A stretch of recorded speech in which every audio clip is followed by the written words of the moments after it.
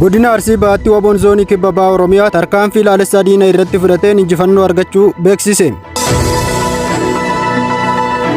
Godina Horroo Guduruu Wallaggaatti hidhattoonni faannoo daangaa ce'anii seenuun uummata nagaa irratti tarkaanfii fudhachaa jiraachuun dhagahame.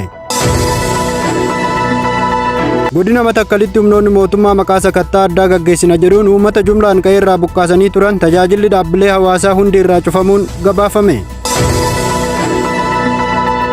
Harri Gurraandhala 22 bara 2026 kunneen hangafoota oduuti. Kabajamtoota dhaggeeffattoota keenya hanga xumura oduu keenyatti nu waliin turaan affeerraa keenya.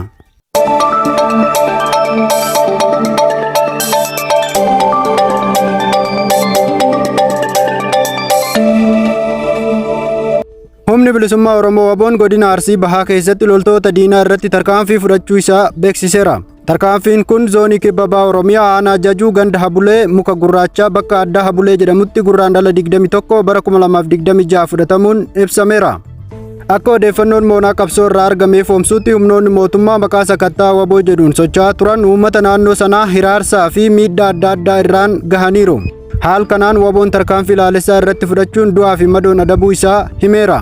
Tarkaanfii kana keessatti meeshaaleen waraanaa qawwee akaaman ja'a fi ragaaleen adda addaa humnoota mootummaa irraa hiikamanii moonaa qabsoo bilisummaa Oromoof galii ta'uun ibsameera. Meeshaaleen kun jabina qabsoo itti fufsiisuuf gumaacha guddaa akka ta'anis himame. Kana malees loltoota mootummaa keessaa namoonni 5 harkaan qabamuu isaanii Waboon beeksiseera.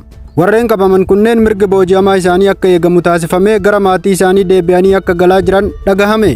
Gama biraattiin uummanni Oromoo naannichaa injifannoo argame kana gammachuudhaan simachuun ibsame. Meeshaaleen diina irraa hiikaman kunneen humna moonaa qabsoo bilisummaa Oromoo cimsuuf akka oolan yaada jajjabinaa fi deeggarsaa gama Wabootiin kaasaniiru. Haalli nageenya uummata Oromoo naannichaa amma illee xiyyeeffannoo barbaachisaa akka qabaatu sochiin waraanaa fi tarkaanfileen wal fakkaatoon diina irratti fudhatamuu itti fufuu akka danda'an maddeen odeeffannoo ni mul'isu.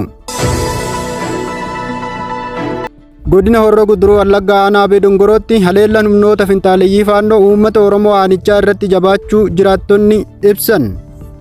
Akka odeeffannoon qeerroo bilisummaa Oromoo naannichaa irraa argametti yeroo ammaa bakkoota garaagaraatti uummanni saamichaaf saaxilamaa jiru. Dabalataanis namoonni hedduun ukkaamsamanii fudhatamuu himaniiru.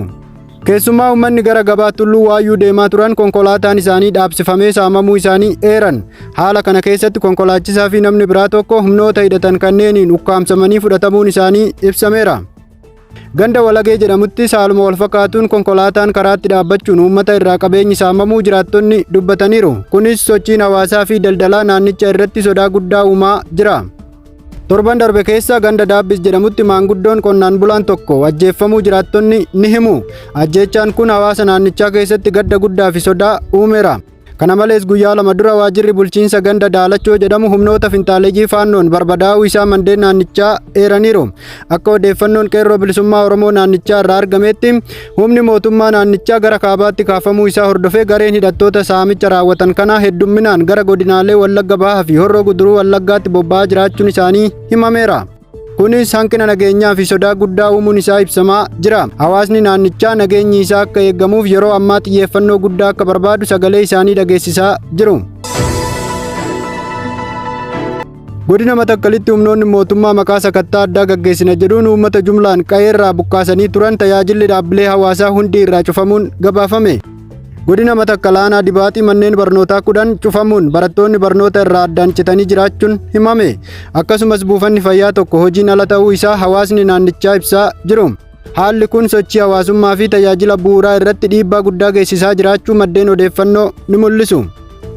Akka odeeffannoon argametti baatii 2 dura loltoonni mootummaa sakatta'iinsa addaa gaggeessina jechuun aanaa Dibaaxii keessatti gandoota uummanni Oromoo keessa jiraatu hedduutti uummata jumlaan qe'ee isaanii irraa buqqaasuun qabeenya isaanii barbadeessaa turuun himameera.